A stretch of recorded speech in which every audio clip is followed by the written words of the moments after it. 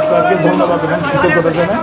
আমরা আমাদের এই একটু আলাপ আলোচনা করে আমরা ক্ষমতায় আসার পর তারা দেশের দুর্নীতি লুটপাট চালু করেছিল।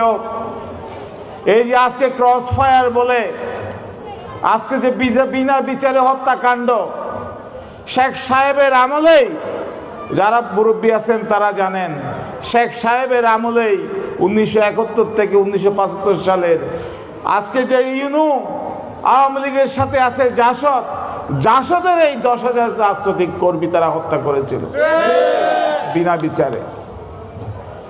সিরাজ শিকদারকে আপনারা জানেন, সিরাজ শিকদারকে হত্যা করা হয়েছিল সেই সময়, এবং পার্লামেন্টে দম্ভ করে বলেছিলেন সেই সময়কার প্রধানমন্ত্রী শেখ মুজিব, কোথায় আজ সিরাজ শিকদার?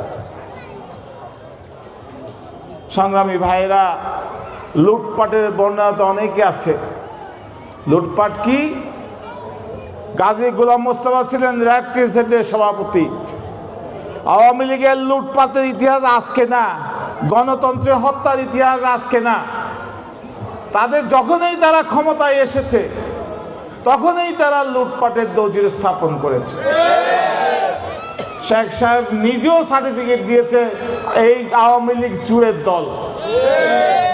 উনি কি বলেছিলেন মনে আছে আপনাদের? যে 7.5 কোটি কম্বল এনেছি, গাজী গোলাম মোস্তফা আমার কম্বলটা কই? সেই সময় মিডল ইস্টে, সৌদি আরবে, দুবাইতে, অনেক জায়গায় সেই সময় তেলের খনি, স্বর্ণের খনি পাওয়া যাচ্ছিল।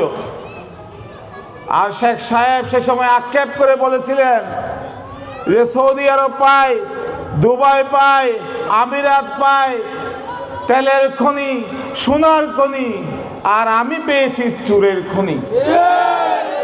এই হলো আওয়ামী লীগের ইতিহাস। তারপর তারা কি করলো? বাকশাল কায়েম করলো দেশে। এগুলো সব আপনারা পত্রপত্রিকায় পাবেন। যারা মুরব্বী আছে এখানে, যাদের 60-এর উপরে বয়স, 70-এর উপরে বয়স, তাদের কাছে জিজ্ঞেস করবেন। এটা যে আমরা মিথ্যা কথা বলি না, জাতীয়তাবাদী দলের নেতা কর্মীরা মিথ্যা কথা বলে না। আমরা ইতিহাস নিয়ে, আমরা গবেষণা করে আমরা যা দেখেছি তাই বলছি। আমরা বাকশাল কায়েম করলো তারা, এক দল, এক নেতার এক দেশ। বাকশাল কায়েম করলো তারা। কেউ কোনো ভোট দিতে পারবে না, তারা যাই বলে তাই। সংবাদপত্রের স্বাধীনতা খর্ব করলো, এবং এই যে অর্থনৈতিক স্বাধীনতা নষ্ট করে তারা মিল কারখানাগুলো সব সরকারের আন্ডারে নিয়ে আসলো এবং লুটপাট শুরু করলো, দুর্নীতি শুরু করলো তারা।